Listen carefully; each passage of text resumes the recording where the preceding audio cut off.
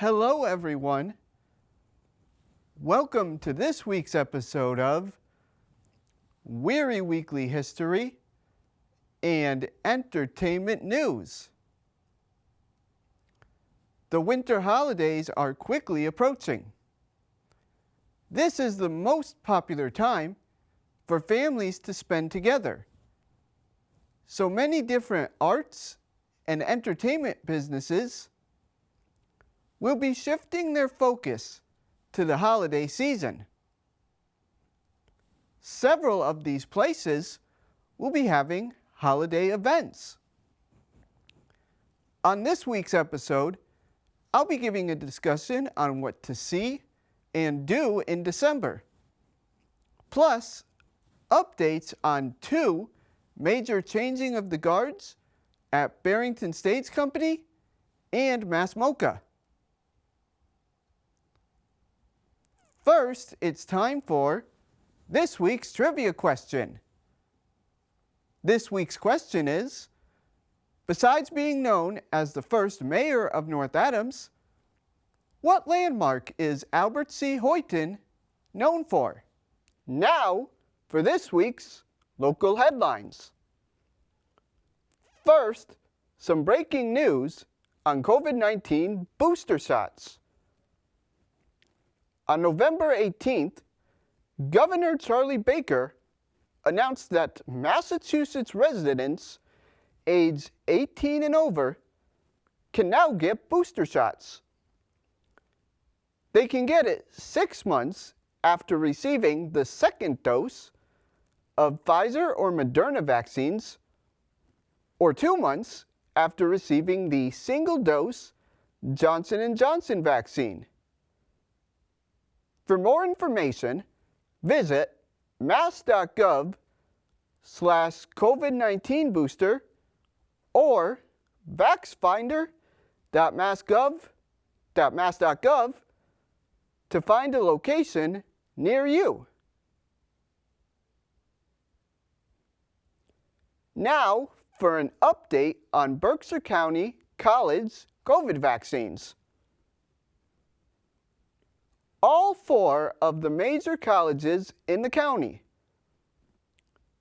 Williams College in Williamstown, Massachusetts College of Liberal Arts in North Adams, Bard College at Simon's Rock in Great Barrington, and Berkshire Community College in Pittsfield are now requiring students, professors, and staff to be vaccinated without exception. As an example of how the mandates work, Berkshire Community College is requiring returning students who are taking in-person classes for the spring 2022 semester to be fully vaccinated by January 3rd. New students must be fully vaccinated by January 24th. In both cases, students will need to show their vaccine card to the registrar's office, where their information will be put into the system. As another example, MCLA is requiring everyone who is participating in on-campus activities to be fully vaccinated. This includes students, staff, vendors, and contractors. Now, these new college vaccine mandates come as cases among college students are rising. Despite this, there is some good news for Berkshire County. According to the state of Massachusetts' latest report, 78% of Berkshire County residents have received at least 1 dose of the vaccine, with 67% receiving both doses. Stay tuned to WWHEN for more information on COVID vaccine mandates. Now, On to our other entertainment stories. Barrington Stage Company has long been one of Berkshire County's most popular arts and entertainment facilities. Its award-winning plays and musicals have always been overseen by its artistic director, Julianne Boyd. However, this relationship is soon ending. Recently, Boyd announced that the 2022 Barrington Stage Company season will be her last. In an interview she had with the Berkshire Eagle, Boyd said in part, quote, "It just seemed to me to be the right time. You know when it's the right time," end quote. Boyd also stated she had been thinking of retirement since the beginning of 2020, but hadn't made any official announcement. However, when COVID struck, she knew she couldn't retire just yet, saying to the Berkshire Eagle, quote, "I would never want to leave the theater in such a bad place," end quote. She will stay on in 2022 to help with the transition of her successor, who has not yet been announced, although Boyd herself will not be part of the search.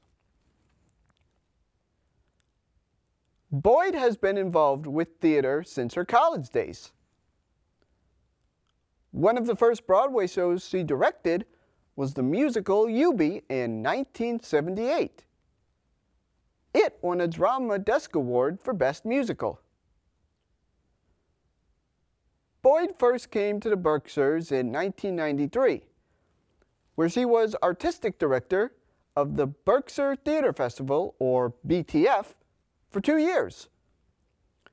According to her, she created Barrington Stage Company, or BSC, afterwards because, quote, "We were trying to reach the community on more of a year-round way. When I was at BTF, I had so many people come up to me and ask, 'Why don't we do something in the fall?' When we started BSC, the idea was to do theater that would affect the lives of people beyond the crammed summer," end quote.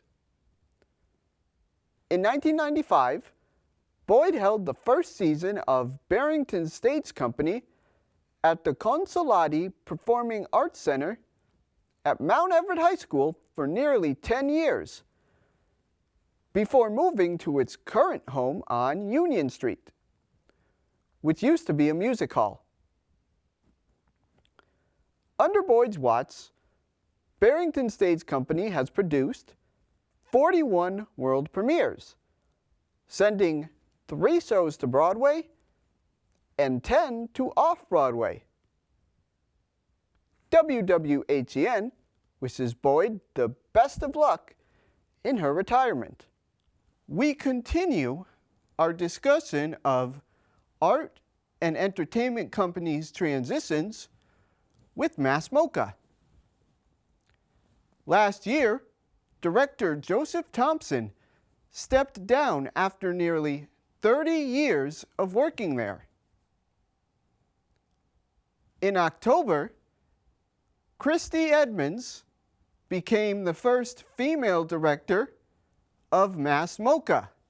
Previously, Edmunds was the executive and artistic director of UCLA's Center for the Art of Performance in California.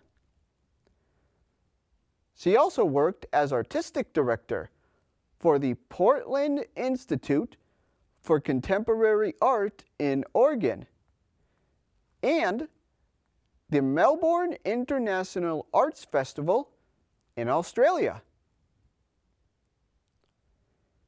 In an interview she had with the Berkshire Eagle back in October, Edmonds said, quote, "I have been fascinated with Mass MOCA from the second I learned about it decades ago. What it feels like to experience art in this place is unlike anywhere else. There's an aliveness charging through the campus itself that manages to honor the past while being in the vivid present. And I have never been there without feeling that I have discovered something astonishing, end quote. Christy Edmonds comes into Mass MOCA as they, like many other arts and entertainment facilities, struggled during the pandemic. In a separate interview, Mass MOCA's Board of Trustees stated, quote, Christy brings several decades of experience in presenting, performing, and visual arts. The kind of work that is at the heart of Mass MOCA's mission and ambition, end quote. WWHEN wishes Christy and Mass MOCA the best of luck during this transition. Now, on to a beloved holiday musical at Berkshire Theatre Group. The company will be producing the famous musical White Christmas over the holidays. Originally written by Irving Berlin, White Christmas is a timeless tale of joy and goodwill. It tells the story of two song and dance men who put on a show in a magical Vermont inn, falling in love with the sister act. There are many memorable songs in the musical, none more so than the title song, one of the holiday's most iconic tunes. White Christmas at Berkshire Theatre Group in Pittsfield will be playing from December 4th through the 23rd. You can only purchase tickets online at berkshiretheatregroup.org. Tickets are extremely limited. Proof of COVID-19 vaccination is required, and masks are mandatory for all patrons. This show is sponsored by the Berkshire Bank, Comali Group, Massachusetts Cultural Center, and the Schubert Foundation. Our next story takes us to a new art exhibit at the Clark Art Museum in Williamstown. Hue and Cry, French Printmaking, discusses the controversial debate over color in artwork. In the 1890s, France was the art capital of the world, with Belle Epoque color paintings. Despite this, color in print was very uncommon. It was difficult and expensive to achieve, and frowned upon as a matter of aesthetic taste. It was called, as the Clark Art website states, quote, garish, cheap, and commercial by many French natives, end quote. This exhibit shows the arguments for and against color in the 1890s, and why the French eventually fell in love with color. Hue and Cry, French Printmaking, and the debate over color will be at the Clark Art Museum from December 11th through March 6th. You can purchase tickets online at clarkart.edu. As always, vaccination proof and masks are required for this event. Now, for a new exhibit at the Berkshire Museum, for those who are interested in space. Museum of the Moon features an awe-inspiring installation of lunar views and glowing moonlight by British artist Luke Jerram, plus an ethereal soundscape by award-winning composer Dan Jones.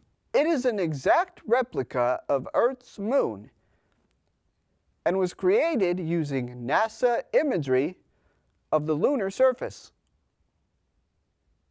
The Berkshire Museum is honoring this exhibit by having a calendar full of events.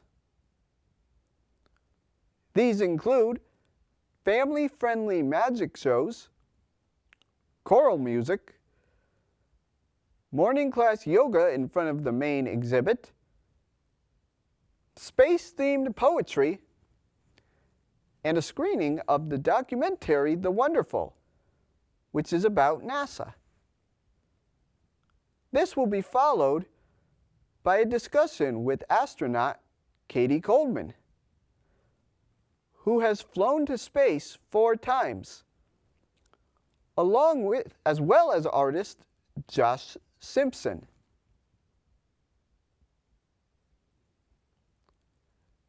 The Museum at the Moon exhibit is currently showing at the Berkshire Museum from now until January 9th.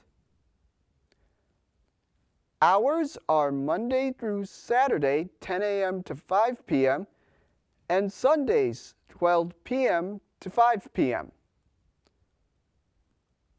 Additionally, to celebrate the holidays, hours on Fridays will be extended to 7:30 p.m.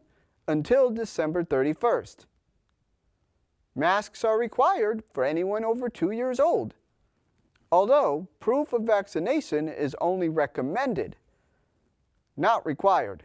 Now, onto a beautiful location to see holiday lights. On previous episodes of WWHEN, I've talked about how places such as the Edith Wharton Mount in Lenox light up in the winter, creating gorgeous walkways.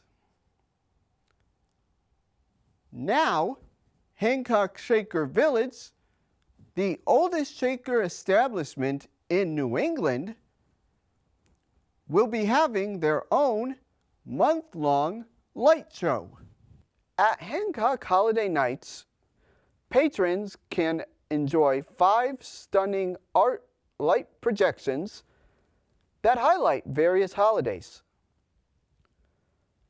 The 19th century village will be transformed with festive decorations, and the famed baby animals will be in full display as well.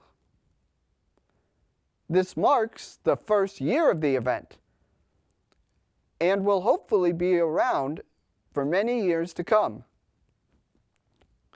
It combines the old 19th century feel with the new modern lights. The Hancock Holiday Nights will be going on throughout the month of December. It will be running every Thursday, Friday, Saturday, and Sunday of that month, with the exception of the last week of December. That time it will be open on Monday, December 27th, Tuesday, December 28th, and Wednesday, December 29th. Advanced timed ticket purchases are required. To do so, visit hancockshakervillage.org and click on Tickets/Dates for Holiday Lights. Masks are required for the duration of your visit. On the last episode of WWHEN, I discussed how going to the Berkshire Athenaeum was a great trip and an underappreciated arts and entertainment gem. For this week's episode, we'll be continuing our trips to local libraries. This time, we'll be visiting the North Adams Public Library. or NAPL. First, a brief history about the library. In 1884, the town of North Adams voted to have a sum of $2,500 to establish and maintain a public library in rented rooms at the Davenport block on Main Street. 8 years later, the building moved to the Richardson House, near the corner of North Church and East Main Streets. Shortly thereafter, the building moved to its current location on 74 Church Street.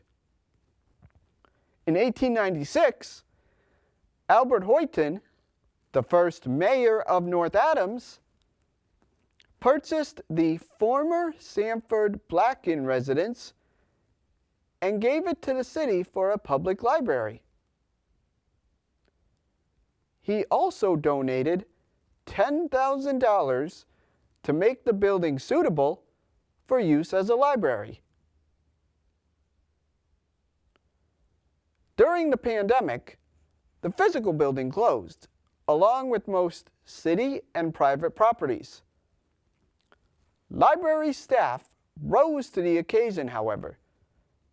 They adapted new services, and the North Adams community continued to depend on NAPL for reliable information and a chance to borrow books, videos, and audiobooks via its curbside pickup. Now, the library is back open on a day-to-day business. The North Adams Public Library is part of the C.W. Mars that I talked about last episode. This is used for interloaning. If you can't find an item at the North Adams Public Library, you can search the library's catalog to see if it is available at another location via its interloaning system. Once you find the item, you can make a request at the main desk for the book. You must have a library card in order to do so, and ordering a card is free. Shipping time should take a month. Also at the North Adams Public Library is various children's events every month. There is story time for toddlers, arts and music classes for elementary school students, and a teen night every month where teens can play video games and enjoy a safe space. The events are always changing, so visit the website shown here for more information. Speaking of North Adams, it's now time for the answer to this week's trivia question. As a reminder, this week's question was, besides being known as the first mayor of North Adams, what landmark is Albert C. Hoyt known for? The answer is the Hoyt Mansion. This mansion has a dark and creepy history. The Hoyt Mansion was built in 1890 by Albert Hoyt. He lived in the house from that year until 1914. That year, he suffered a series of tragedies. First, his wife Cordelia, daughter Mary, and family friend Sybil were killed in an automobile accident in Bennington, Vermont. This event took a massive toll on Albert Hoyt's mental health. And sadly, he died just 10 days after the accident. Then, the house was lent to surviving members of the Hoyt family until 1926. They sold the mansion to the Freemasons, and the mansion became a Masonic lodge. It was after the Freemasons bought it that rumors of ghosts began. Masons who have worked there have reported hearing several eerie noises, such as the ruffling of papers in rooms that were supposedly empty, and reports of doors opening when nobody but servants were in the mansion. The owners then decided to turn it into a tourist destination for people interested in ghosts and the supernatural. It became so popular that the TV series Ghost Hunters chose to investigate the house for paranormal activities. That ends this week's episode of Wehry Weekly History and Entertainment News. If you would like to watch this or any other WWHEN episode again, you can visit Pittsfield TV's and CTSB TV's websites shown here, or visit NBCTC's Facebook page by typing in Northern Berkshire Community Television on your Facebook feed, as NBCTC is currently working on their website. Also, if you would like to see the episodes in HD quality, make sure to check out my YouTube page at RT Wehry. Thank you.